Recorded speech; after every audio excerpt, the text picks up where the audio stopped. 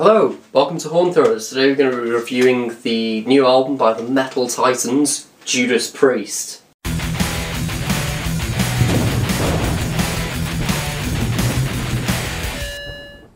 It's the first album that they've done without KK Downing, which is a shame to lose the guy, but the replacement they found, Richie Falconer, is incredible.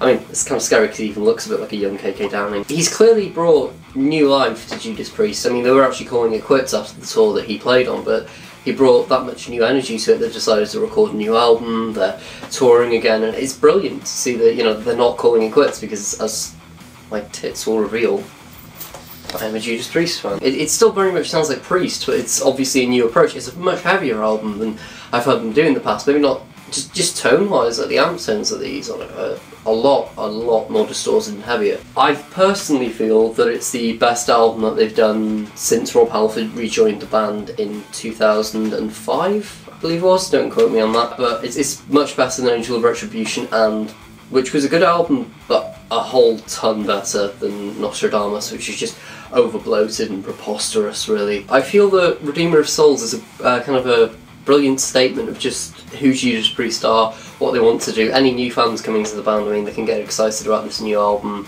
Also, I think it proves that Judas Priest is still relevant and that they do matter, because they, in my opinion, they are the first metal band. Yes, Black Sabbath are the most influential band towards metal, but Judas Priest had the first look, the first, you know, wailing vocals, the first dual shrieking guitar solos that playing off one another.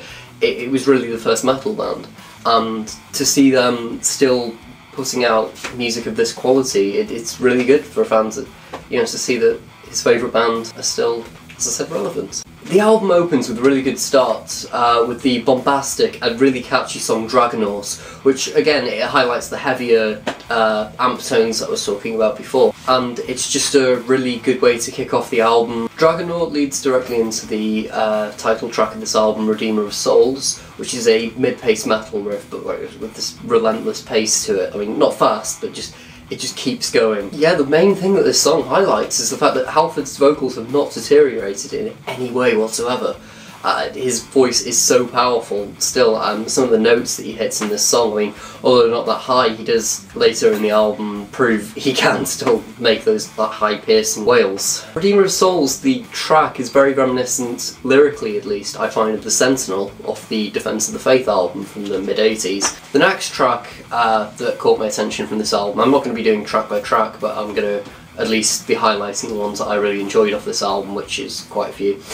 The next one that caught my attention was Halls of Valhalla, which is the third track, which Halford lets out this monstrous wail during the beginning of this song, and it just really sets the pace of this song, and it's just, again, proving that the guy still has it, and it's Judas Priest singing about Vikings. Can you think about anything more metal than that? The solo work with Glenn and Richie trading solos on this album is phenomenal. I mean, this has been such a treat as a Priest fan. I was expecting a alright album from them, and this just blew all my expectations away, and it's definitely up there with probably, you know, at least in my top 10 Priest albums, if not in the top 5. The next track that I'd like to talk about is actually one I didn't really enjoy that much. The release is the second single to this album, and that's March of the Damned, which begins with like an alright guitar riff, but it just feels just weak. I mean, Halford's voice just sounds more whiny, he doesn't put any kind of effort or power into this track, and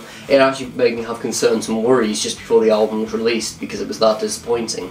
Obviously my concerns are unfounded, as this is an amazing heavy metal album, but still, I think it's worth talking about that this album does have a few weaker tracks on it. The next track I'd like to point out is a very different track in this album, but very good. It's Crossfire, which is a kind of a bluesy track, and it's the bass intro to this track very much reminds me of something Geezer Butler would do.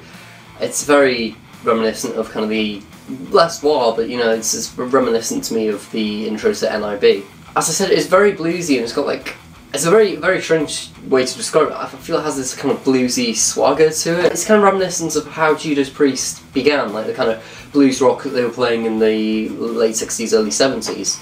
And I for one really enjoyed it. The last track I'd like to talk about is the second to last track on this album, which is Battlecry, which it could have been on the Painkiller album. It's got that kind of vibe, which is obviously a huge compliment to this, because I mean, as any metal fan would know, the Painkiller album is possibly Judas Priest's crowning glory. It's a very fast-paced metal song. Halford's vocals on this track are on top form. I mean, some of the highs he hits on are brilliant.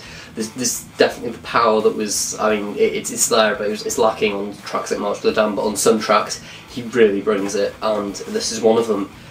I feel that it's the best track on the album, just because simply, if it's Judas Priest at their heaviest, their fastest, just generally their best. I mean, I've already said, you know, it could have been on Painkiller, which is a very high compliment to pay it. In summary, this is a fantastic album by Judas Priest, one of their best in recent years. I enjoyed it very much. It proved that these British metal legends are still relevant and can still deliver the goods.